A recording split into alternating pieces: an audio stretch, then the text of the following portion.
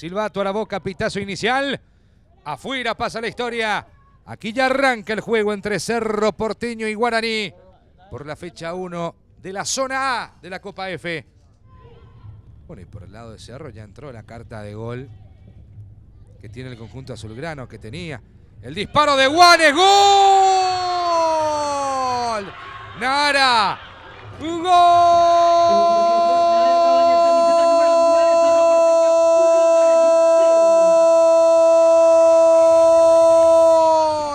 De Cerro Porteño.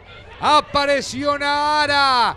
Lo decía, era la carta de gol que tenía en la banca Sadi Maribel.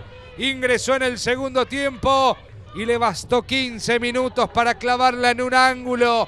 Golazo de Nahara.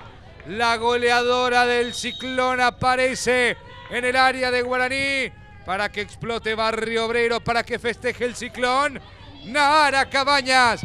Y el grito de gol para el azulgrana. Arriba 1-0. Mostrando sus credenciales de goleadora. En líneas generales, ¿no? La defensa de Cerro, porque lo iba a nombrar otra vez a Miño, con que hizo un gran partido, Ruth Miño. Escurra Palma aquí. Llegando tarde contra Miño. Roja directa, sí. Le jugó en contra la adrenalina a Escurra Palma, que... Ojo con Ruth, porque está a los gritos, en llanto.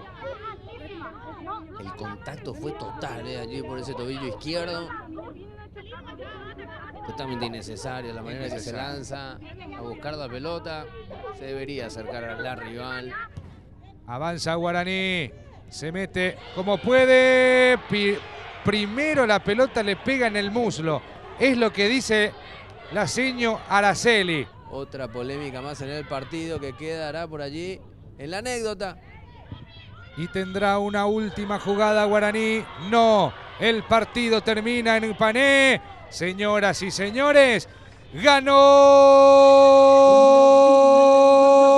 Cerro Porteño 1-0 a Guaraní en el inicio de la Copa F. Y esta fue la última acción del partido, la que pedían las jugadoras de Guaraní.